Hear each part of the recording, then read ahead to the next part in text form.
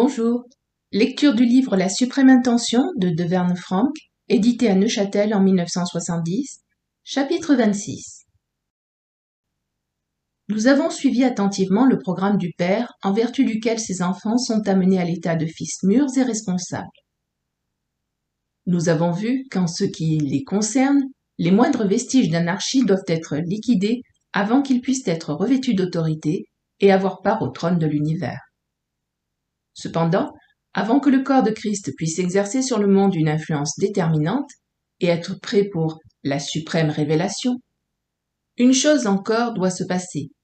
Cette condition complémentaire, une fois réalisée, sera la preuve péremptoire du changement de la captivité humaine. Nous reprenons dans ce chapitre le sujet de la rectification. Voyons un peu ce qu'est l'amour mis au point. C'est toujours avec joie que je reviens à l'histoire d'amour du Cantique des Cantiques de Salomon. Mais ce ne fut que lorsqu'un ami me donna la clé de ce livre que je pus saisir la leçon cachée que Dieu cherche à nous donner là. La version autorisée, anglaise, ne donne pas le sens clair du verset 4 du chapitre 2. Dans la version latine, la Vulgate, voici ce que nous avons. « Il m'a fait entrer au pressoir et a mis l'amour au point au-dedans de moi. » La comparaison avec d'autres versions confirme que c'est bien là le sens exact, bien qu'à première vue il paraisse quelque peu énigmatique. Est-il possible que ce livre si plein de grâce ait été mis dans la Bible pour nous enseigner une rectification de l'amour? Le récit nous présente l'intime communion qui unit la bien-aimée à son futur époux. Comme nous l'avons représenté sur le tableau, elle nous fait voir comment l'amour de la fiancée s'élève d'un plan à un autre pour arriver enfin à sa plus pure expression. Il est à moi, chapitre 2, verset 16, ou je suis à lui, chapitre 7, verset 11. Dans les premières scènes de l'histoire, la fiancée est remplie d'amour pour elle-même. L'amour semble être pour elle une relation à sens unique dans laquelle l'important c'est moi ou à moi. L'amour est sans doute partout le même, à son degré initial. Il est marqué par un sens de propriété, de possession, qui donne le ton à tout ce qu'il fait. Au chapitre 2, nous entendons la jeune fille donner le premier compte-rendu de leur rapport. « Mon bien-aimé est à moi, et je suis à lui. » Verset 16. Elle paraît beaucoup plus consciente de ce qu'il fait pour elle qu'elle n'est consciente de sa personne à lui. Elle interprète tout, lui compris, selon qu'elle est personnellement touchée. Hélas, elle est bientôt malade de cette sorte d'amour. Le fiancé ne s'y trompe pas et il se retire. Pour son bien à elle, il ne doit pas alimenter cet égoïsme. Sa sagesse produit un changement dans la situation. Il y a une progression et une purification dans l'amour de la bien-aimée. Elle finit par dire, chapitre 6, verset 3, « Je suis à mon bien-aimé et mon bien-aimé est à moi. » L'ordre est inversé, mais il y a toujours un mélange, c'est donner et obtenir. Cependant maintenant, elle est plus sensible à sa personne qu'à ses dons et est soucieuse de le satisfaire. Plus tard encore, une fois le test de l'amour passé avec succès, elle est amenée finalement à la troisième phase. L'amour est purifié et mis au point. Elle s'écrie, chapitre 7, verset 11, « Je suis à mon bien-aimé, et ses désirs se portent vers moi. » C'est l'amour parfait que nous avons ici. L'amour ne cherche pas son intérêt. Il n'est pas avide. Il est sensible à ce qui concerne l'autre et donne toujours joyeusement. Qu'en est-il des chrétiens? Le genre d'amour offert par une multitude de fils et de filles de Dieu peut s'observer dans le caractère de leurs prières. Souvent, même 20 ans après la conversion, les prières sont encore remplies du moi pour moi. L'accent continue à être mis sur la bénédiction que nous désirons obtenir et c'est pour notre propre satisfaction que nous implorons Dieu. Beaucoup n'ont jamais eu avec Dieu ces rapports d'amour véritables qui font vivre entièrement pour lui. Certains s'y sont fermés. 3 degrés de l'amour. Dans un de ses excellents éditoriaux, le Dr A.W. Tozer, éditeur de l'Alliance Witness, mentionne 3 degrés de l'amour. Il fait d'abord remarquer que la plupart des penseurs chrétiens admettent 2 types d'amour seulement. L'amour basé sur la reconnaissance et l'amour basé sur les mérites.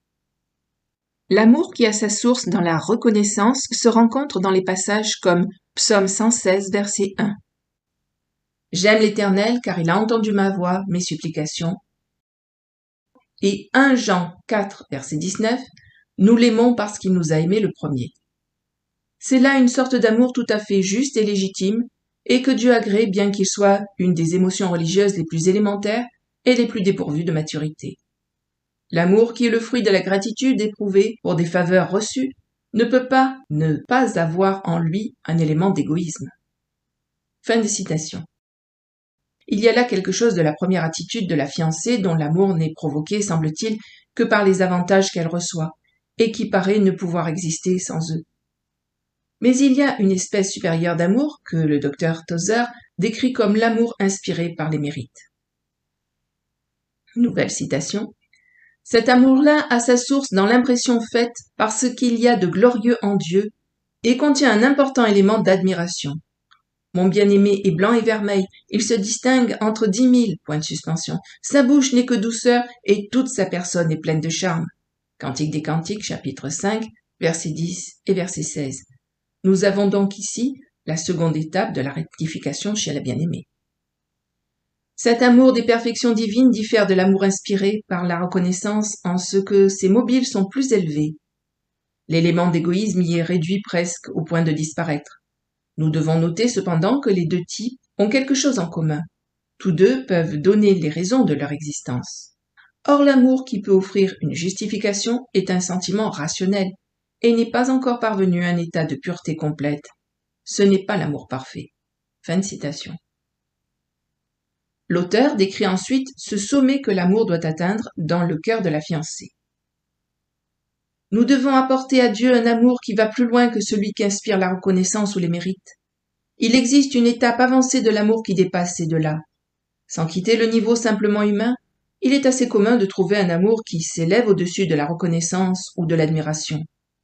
La mère d'un enfant anormal, par exemple, peut vouer à son malheureux enfant un attachement sentimental presque impossible à comprendre. Dans le cœur de sa mère, cet enfant n'éveille aucune reconnaissance, car les bienfaits ont toujours été à sens unique. Le pauvre petit, infirme dès la naissance, n'a jamais été qu'un fardeau, et la mère ne pourrait trouver chez un tel enfant aucune perfection admirée, car il n'y en a aucune. Pourtant, son amour est quelque chose à la fois de merveilleux et de terrible à contempler. La tendresse de ses sentiments a absorbé et assimilé l'enfant à son être propre, à tel point qu'elle se sent un avec lui. Tout ce que nous pouvons dire à ce sujet se ramène à ceci. Dans ce type supérieur d'amour, il y a un élément qui échappe à toute explication raisonnée, qui ne peut pas et n'essaie même pas de justifier son existence. Il ne dit pas « j'aime parce que », il murmure simplement « j'aime ». L'amour parfait ne connaît pas le « parce que ». Fin de citation. Dans le cœur de tous ceux qui sont à lui, c'est une semblable mise au point de l'amour que Dieu va finir par réaliser. Vous vous souvenez comment il a amené Job à dire « Quand même il me tuerait, je me confierai en lui ». Job 13, verset 15, dans la version anglaise. Il n'y avait pas de « parce que » dans l'amour de Job. S'il avait été amené à une attitude de complet abandon, c'est qu'il en était venu à savoir vraiment qui est Dieu. Comme Job, chacun de ceux qu'il a choisis appartiendront à Dieu par un lien d'affection qui les attachera à lui simplement parce que c'est lui. Exactement comme Dieu est disposé à appartenir à l'homme comme étant son Dieu sola gratia, uniquement par grâce, ainsi chaque membre du corps de Christ appartiendra à Dieu sur la même base, sans que se pose aucune question de contrepartie. L'épouse doit aimer sans viser sur l'avenir. Le soupir de Paul pour les Éphésiens. Quand nous pensons que l'Église doit être préparée pour son Seigneur comme une épouse sans tache, nous nous demandons si ce n'est pas cela qui inspire les prières de Paul dans les premiers chapitres aux Éphésiens. Arrivé au milieu du premier chapitre, nous prenons nettement conscience que Paul avait le cœur chargé par un besoin particulier qu'il discernait chez eux, désirant ardemment voir l'Esprit de Dieu le leur révéler.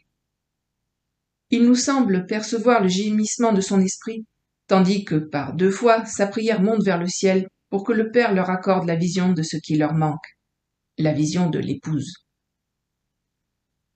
Pour les aider à y parvenir, dans les 14 premiers versets du chapitre 1er, Paul brosse un tableau panoramique de l'intention suprême qui était dans le cœur du Père depuis toujours.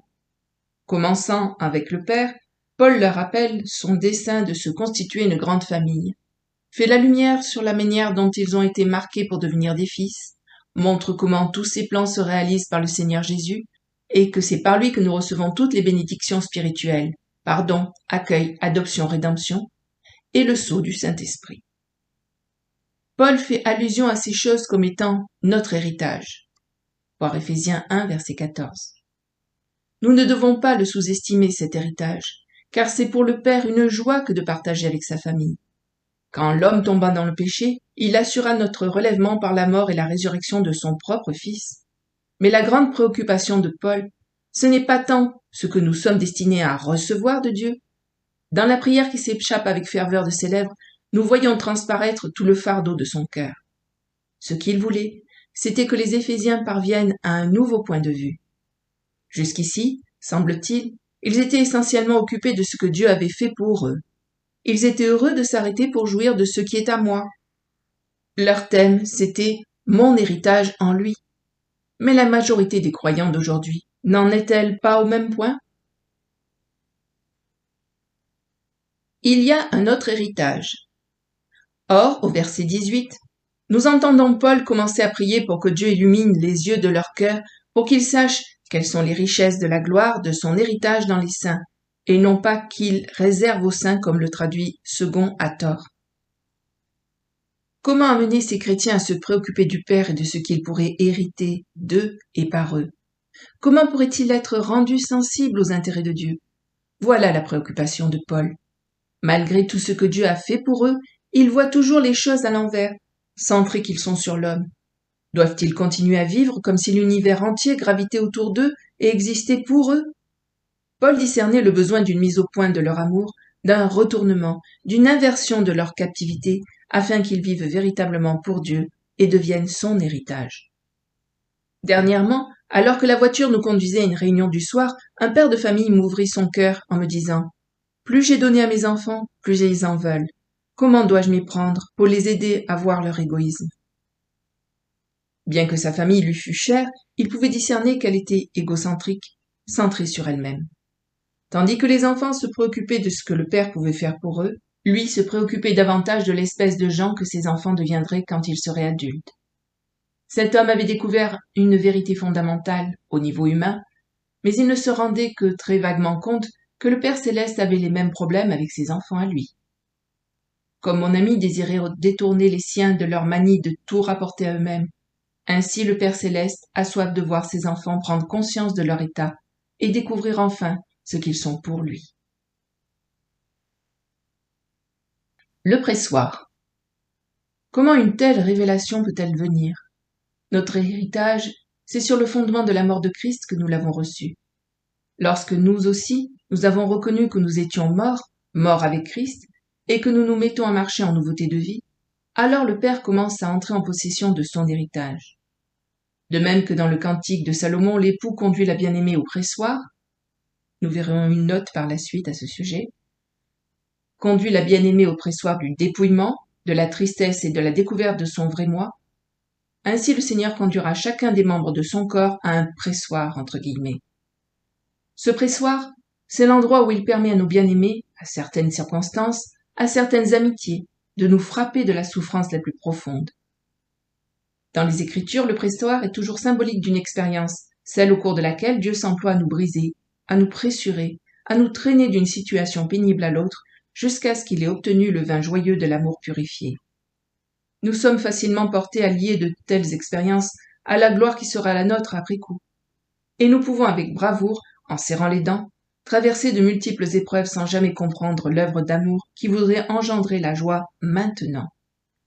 Mais quand la véritable rectification de l'amour est chose faite en nous, nous ne nous soucions plus que du parfum doux et agréable qui, au travers de toutes ces souffrances, se dégage pour lui et pour ses enfants. Lui, c'est lui qui devient le centre habituel de notre attention, l'objet constant de notre affection. Son corps, son héritage dans les saints ont passé au centre de nos préoccupations. Nous voyons clairement ce que Jésus entendait quand il disait « Toutes les fois que vous avez fait ces choses à l'un de ces plus petits de mes frères, c'est à moi que vous les avez faites. » Notre vie chrétienne n'est plus une épreuve d'endurance, C'est une expérience d'amour débordant, et notre prière constante sera bientôt « Seigneur, montre-moi comment je peux exprimer ce grand amour que tu as répandu en moi. » Voilà la rectification dans ce qu'elle doit avoir d'absolu. Voilà l'amour dans sa vraie dimension. Quand la bien-aimée devient vraiment sienne, le Seigneur Jésus la trouve soucieuse avant tout de le satisfaire lui et de servir ses intérêts à lui. Christ ne peut pas remettre le royaume au Père tant que l'Église n'est pas devenue plus sensible à son héritage dans les saints. Nous en rendons-nous compte? En concentrant notre vision sur nos propres besoins et en essayant d'avoir la foi pour que Dieu y pourvoie, nous sommes aveugles à son grand amour et à son grand dessein. Quand nous le laissons nous emmener au pressoir, c'est alors que nous le découvrons lui. Et nous constatons que nous n'avons pas d'autre besoin, pas d'autre désir, que de lui appartenir à lui et à lui seul, sans attendre de contrepartie. Je reviens ici sur la note à propos du pressoir. Nous avons été arrêtés ici par un scrupule d'exactitude qui pourrait être partagé par certains de nos lecteurs. Le sens de pressoir donné par la Vulgate n'est confirmé en français par aucune des 6 versions que nous avons sous la main. Nous nous sommes imposés un examen sérieux de la question devant le Seigneur. Il est certain que l'image du pressoir est très suggestive des épreuves que sont appelés à subir les chrétiens qui aspirent à la maturité. Si ce sens-là est quelque peu incertain dans l'original, il est en tout cas dans la logique des choses. Et l'expérience des hommes de Dieu qui ont le plus glorifié leur maître sur le chemin de la souffrance nous autorise, semble-t-il, à accueillir favorablement l'interprétation admise par l'auteur. Note du traducteur. Fin du 26e chapitre. La suite de cette lecture dans une prochaine vidéo. À bientôt. Merci. Au revoir.